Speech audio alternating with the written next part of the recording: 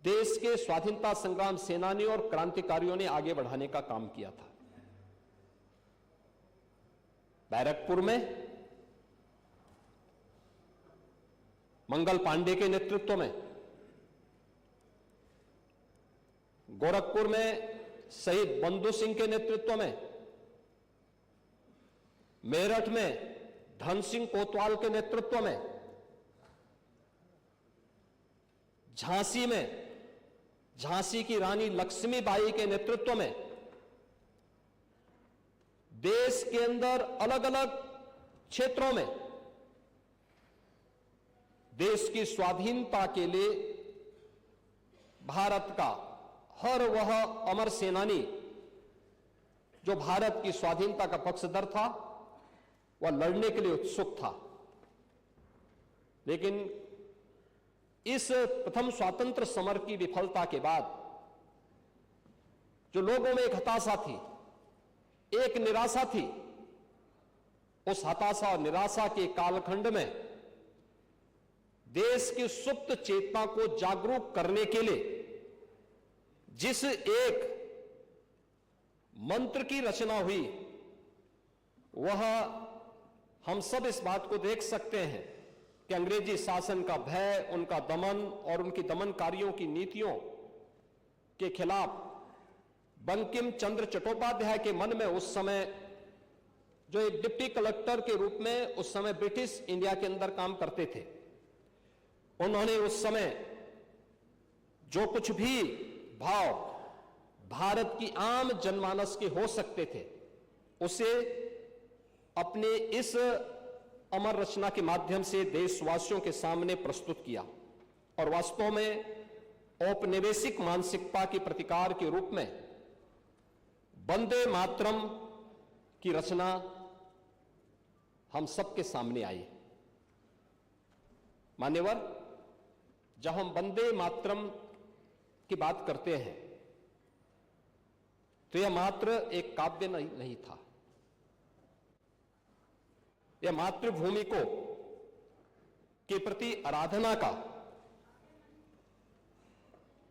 उसके उस सांस्कृतिक भावना को जो राष्ट्रवाद की एक अभिव्यक्ति के रूप में हम सबके सामने हो सकती है, जो हमारा वैदिक उद्घोष था, माता भूमि पुत्रोहम पृथिव्या का, उस भाव की अभिव्यक्ति का एक माध्यम यह गीत बना।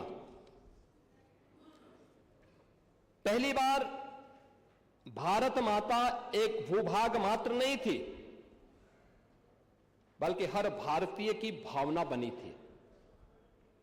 पहली बार स्वाधीनता एक राजनीति मात्र नहीं थी, बल्कि हर भारतीय के लिए एक साधना बनी थी।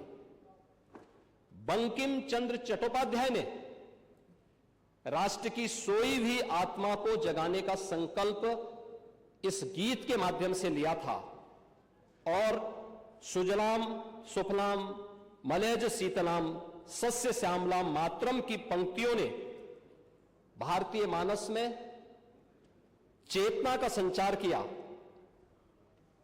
इस एक पंक्ति में भारत की प्रकृति, भारत की समृद्धि, भारत का सौंदर्य और भारत की शक्ति एक साथ मूर्तिमान हो उठी। महोदय, 1905 में जब ब्रिटिश गवर्नमेंट ने बंगाल विभाजन की नींव रखने का कुत्सित प्रयास किया था, तब भारत की जनता ने प्रतिशोध के रूप में जो हथियार उठाया था, वह हथियार वंदे मातरम का था। प्रभात फेरियां, सत्याग्रह, स्वाधीनता का गान वंदे मातरम बन गया। रविंद्रनाथ ठाकुर ने इसे भारत की आत्मा कहा, अरविंद घोष ने इसे मंत्र कहा। वंदे मातरम बंग भंग आंदोलन का प्राण बन गया। इस गीत की गूंज विद्यालयों, सभाओं, जुलूसों और हर उस मार्ग पर सुनाई देती थी जहां पर स्वतंत्रता का स्वप्न जीवित था। फांसी पर चढ़ते हुए क्रांतिकारियों के अधरों पर अंतिम उच्चारण था वंदे मातरम। गुरुदेव रविंद्रनाथ टैगोर ने जब इसे अपने स्वर में गाया तो यह केवल गीत नहीं रहा, बल्कि भारत की एक आध्यात्मिक अनुभूति बन गई। यह वही क्षण था जब वंदे मातरम काव्य से निकलकर आंदोलन और राष्ट्रभक्ति की ऊर्जा भी बन गया। वर्ष 1907 में मैडम भीकाजी कामा ने बर्लिन के स्टटगार्ड में भारत के बाहर पहली बार तिरंगा झंडा फहराया। इस झंडे पर वंदे मातरम लिखा था। अगस्त 1909 में जब मदन लाल धीगरा को इंग्लैंड में फांसी दी गई तो फांसी पर चढ़ने से पहले उनके आखिरी शब्द थे वंदे मातरम। 1909 में पेरिस में रहने वाले भारतीय देशभक्तों ने भी जिनेवा में वंदे मातरम नामक पत्रिका का प्रकाशन शुरू किया। अक्टूबर 1912 में गोपाल कृष्ण गोखले का केप टाउन में वंदे मातरम के नारों के साथ एक भव्य जुलूस के साथ भी स्वागत किया गया। और काकोरी के जो महानायक हैं पंडित रामप्रसाद बिस्मिल की जो प्रतिबंधित पुस्तक थी क्रांति गीतांजलि, इसमें पहला गीत मातृवंदना वंदे मातरम ही था।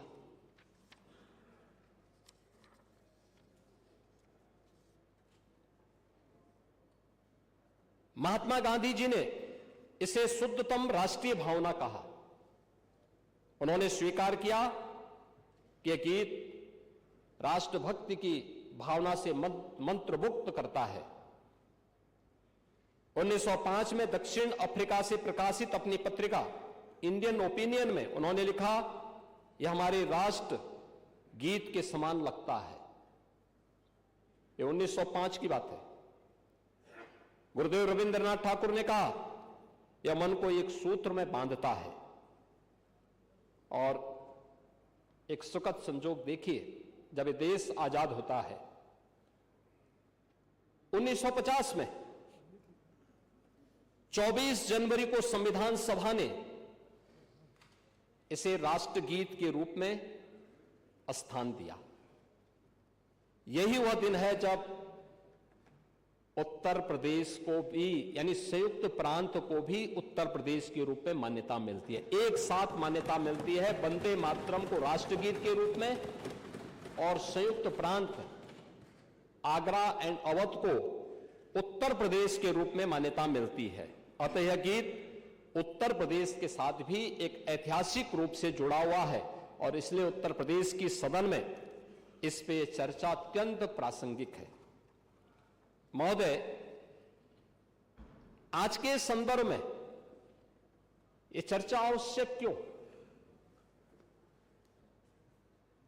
आदरणीय प्रधानमंत्री जी के मार्गदर्शन में जब वंदे मातरम के 150 वर्ष समूचे राष्ट्र में कार्यक्रमों के माध्यम से मनाए जा रहे हैं, देश भर में एकता, राष्ट्रभक्ति और सांस्कृतिक गौरव का प्रसार हो रहा है। 1 अक्टूबर 2025 को राष्ट्रीय समारोह हुआ। राज्यों में 7 नवंबर 2025 को विशेष कार्यक्रम आयोजित हुए।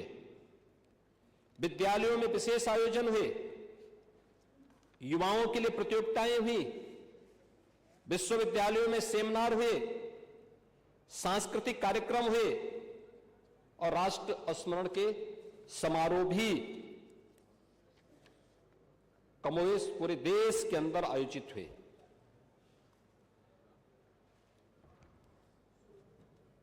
वंदे मातरम पर हमला आज से नहीं हो रहा है। जैसे एक प्रवृत्ति चली आई है स्वतंत्रता से पहले भी दुर्भाग्यपूर्ण था कि जब अंग्रेजों का विरोध करने वाली कांग्रेस भी उस दबाव में झुकती हुई दिखाई दी थी। भारत की आजादी के संघर्ष को दिशा देने वाले मंत्र वंदे मातरम कांग्रेस की तुष्टीकरण की राजनीति का पहला और सबसे बड़ा शिकार बनी थी। यानी 6 छंदों में गाया जाने वाला जो राष्ट्रगीत है उसको काट करके 2 छंदों तक सीमित करना, ये किसी मजहबी मजबूरी का नतीजा था या सत्ता बचाने के लिए राष्ट्र चेतना को गिरवी रखने की एक सुनियोजित साजिश। इतिहास साक्षी है, 1896-97 के कांग्रेस अधिवेशन में गुरुदेव रविंद्रनाथ टैगोर द्वारा वंदे मातरम का गायन हुआ था। एक कांग्रेस का अधिवेशन था जो उस समय देश की आजादी का एक सबसे बड़ा मंच था और 1922 तक हर कांग्रेस अधिवेशन की एक परंपरा रही। तब न कोई फतवा था, न कोई धार्मिक कोलाहल। समस्या तब पैदा हुई जब राजनीति ने मजहबी मुखौटा ओढ़ा। कांग्रेस ने उसी को अपना नीति बना लिया था। खिलाफत आंदोलन के समय तक भी वंदे मातरम सभी सभाओं में गाया जाता था। भारत माता की जय और वंदे मातरम देश की स्वाधीनता के हर मंच से गूंजते थे। मौलाना अब्दुल कलाम आजाद जैसे नेता इसका समर्थन करते थे। किसी ने भी तब इसे इस्लाम विरोधी नहीं कहा। यानी तब तक मजहब को इससे कोई खतरा नहीं था। खतरा केवल कुछ चंद लोगों की राजनीति को था। बंगाल कांग्रेस के नेता ये रसूल ने स्पष्ट कहा कि वंदे मातरम को इस्लाम विरोधी बताने का कोई आधार नहीं है। उन्होंने इसे मातृभूमि सम्मान का गीत माना। 1923 में कांग्रेस अधिवेशन की अध्यक्षता कर रहे मोहम्मद अली जौहर ने वंदे मातरम गायन का सबसे पहले विरोध किया। यह विरोध किसी धर्म से नहीं बल्कि खिलाफत की राजनीति से निकला था। अधिवेशन में पंडित विष्णु दिगंबर पुलस्कर ने जब पूरा गीत गाया तो मोहम्मद अली जौहर मंच छोड़ करके चले गए। ये मंच छोड़ना उनका व्यक्तिगत निर्णय था, लेकिन झुकना कांग्रेस की नीति बन गई थी। जौहर की इस राजनीतिक आपत्ति के बाद कांग्रेस ने राष्ट्रगीत के पक्ष में खड़े होने की बजाय एक समिति बना दी और 1937 में फैसला हुआ कि केवल 2 पद गाए जाएं, वह भी अनिवार्य न हो। यह धार्मिक सहिष्णुता नहीं, यह राष्ट्रीय आत्मसमर्पण था कांग्रेस का। कांग्रेस के भीतर रफी अहमद किदवई जैसे नेता थे जो मानते थे कि वंदे मातरम स्वतंत्रता संग्राम का साझा प्रतीक है। लेकिन कांग्रेस नेतृत्व ने ऐसे नेताओं को आगे नहीं बढ़ाया, क्योंकि तुष्टीकरण की राजनीति में राष्ट्रवादी स्पष्टता के लिए कोई जगह नहीं थी। इसके बाद इस मुद्दे को खुलकर जहर दिया मोहम्मद अली जिन्ना ने। जब तक जिन्ना कांग्रेस में थे, वंदे मातरम कोई निर्णायक विवाद नहीं था। कांग्रेस छोड़ते ही जिन्ना ने इसे मुस्लिम लीग की राजनीति का औजार बनाया और गीत को जानबूझ करके सांप्रदायिक रंग दिया।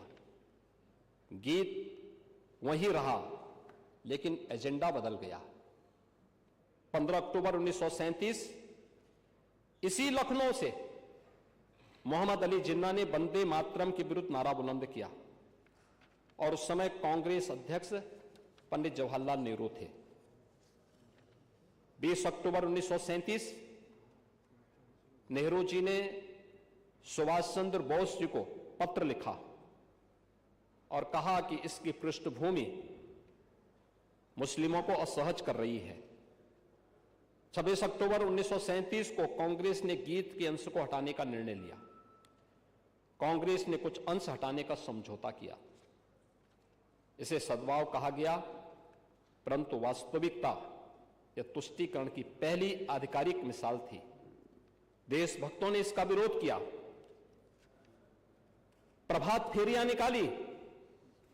17 मार्च 1938 को जिन्ना ने कहा कि गीत पूरी तरह बदला जाए और कांग्रेस प्रतिकार की बजाय मौन। परिणाम क्या हुआ? मुस्लिम लीग का दुस्साहस बढ़ता गया, अलगाववाद की धार तेज हुई, सांस्कृतिक प्रतीक पर पहला समझौता हुआ और उसने देश के दुर्भाग्यपूर्ण विभाजन की नींव डाली। यानी भारत के विभाजन की दुर्भाग्यपूर्ण नींव वहां से जब हमने तुष्टीकरण के सामने राष्ट्रभक्ति को पूरी तरह कैद करके रखने का दुस्साहस किया, उसकी कीमत किस रूप में चुकानी पड़ी थी हर भारतीय जानता है। वंदे मातरम उस राजनीति का माध्यम बना, कारण नहीं। कांग्रेस ने तब भी स्पष्ट रुख नहीं लिया क्योंकि उसे राष्ट्र से ज्यादा सत्ता की चिंता सता रही थी। इस पूरे घटनाक्रम में तत्कालीन कांग्रेस नेतृत्व की भूमिका सबसे अधिक आपत्तिजनक रही।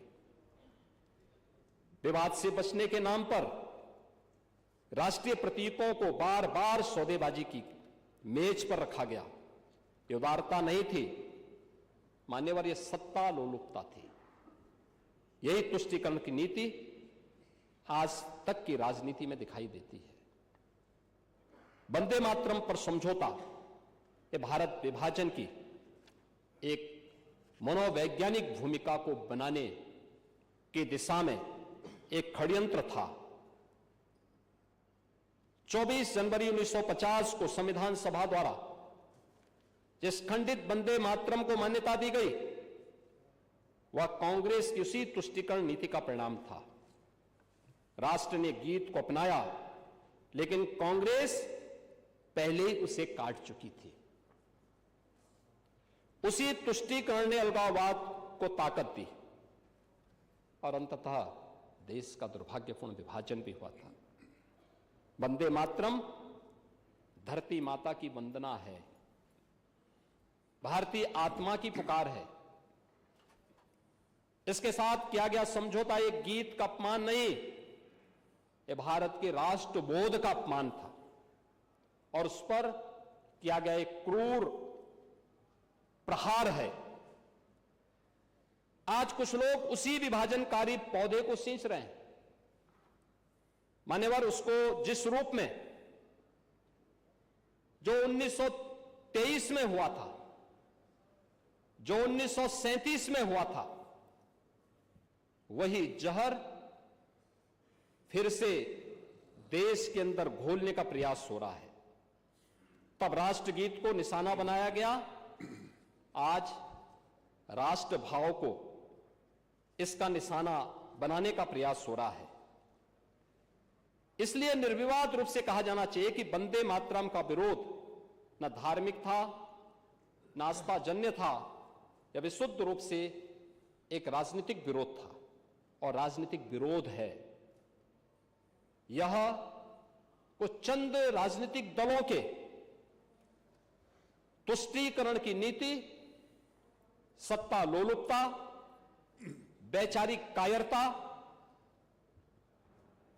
का दुष्परिणाम है।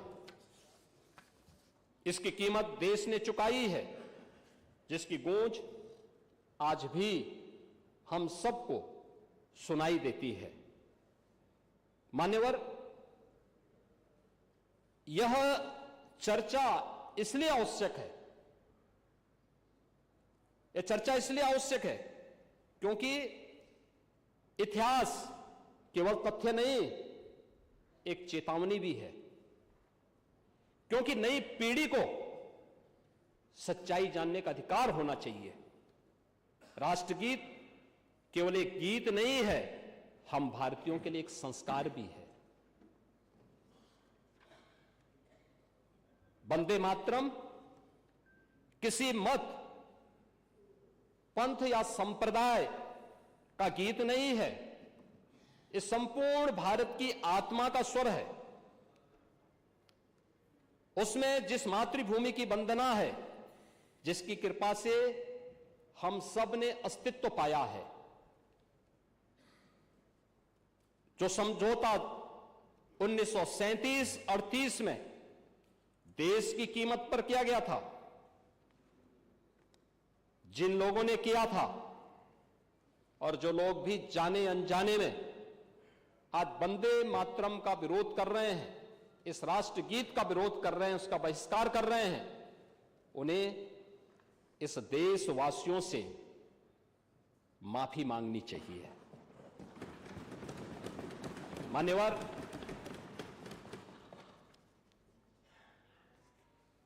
वंदे मातरम की जब हम बात करते हैं तो वास्तव में यह हम सब के लिए कैसे अंतःकरण से हर भारतीय को एक नई दिशा देता है। यह भाव हमारी भावनाओं के साथ साथ हमारे कर्तव्यों में भी झलकता हुआ दिखाई देता है।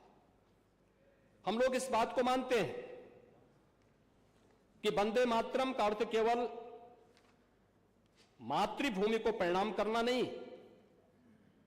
बल्कि यह वचन देना है कि हम उसकी रक्षा करेंगे, उसे समृद्ध और गौरवान्वित बनवाएंगे। महोदय, जब कोई किसान अपनी भूमि को उपजाऊ बनाता है, जब सैनिक सीमाओं पे डट करके देश की सीमाओं की रक्षा करता है, जब एक आदर्श शिक्षक अपने छात्र को संस्कारित करता है और जब भारत का युवा नवाचार से देश का नाम रोशन करता है, तब वंदे मातरम अपनी सार्थक रूप से जीवित दिखाई देता है। आज की युवा पीढ़ी इस गीत के मूल भाव को अपने जीवन का हिस्सा बनाए, इस दृष्टि से यह आवश्यक है कि सदन इस पर चर्चा करें। इन 150 वर्षों में दमन से मुक्ति तक, गुलामी से गरिमा तक, विभाजन से विकास तक भारत ने एक लंबी यात्रा तय की है। आज समय है गलती सुधारने का, तुष्टीकरण की भूलों से सीखने का, वंदे मातरम की गरिमा को पुनर्स्थापित करने का। और मैं पूरे सदन से इसके बारे में अपील करूंगा। और मैं तो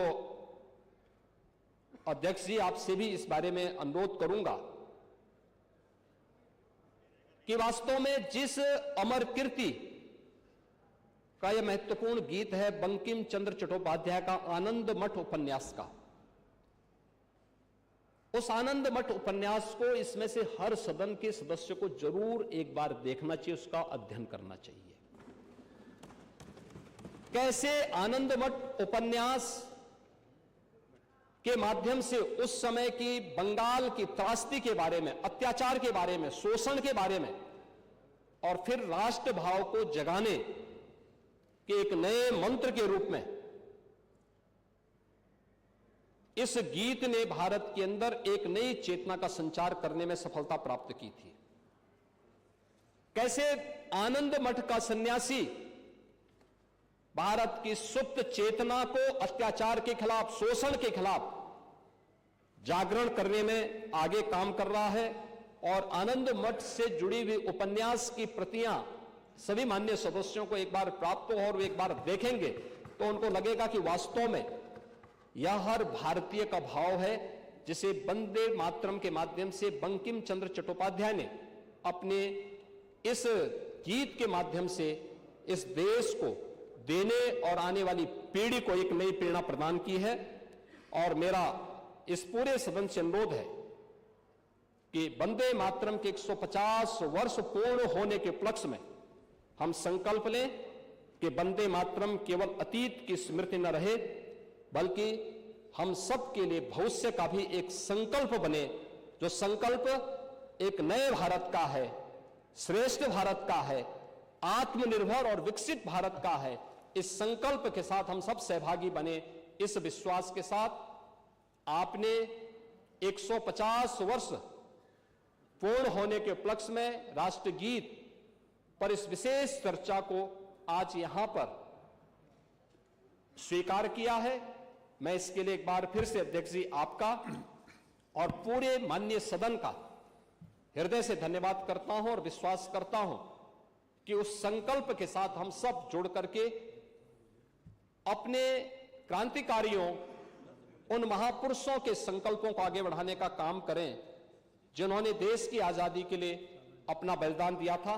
धन्यवाद। जय हिंद। धन्यवाद माननीय मुख्यमंत्री जी।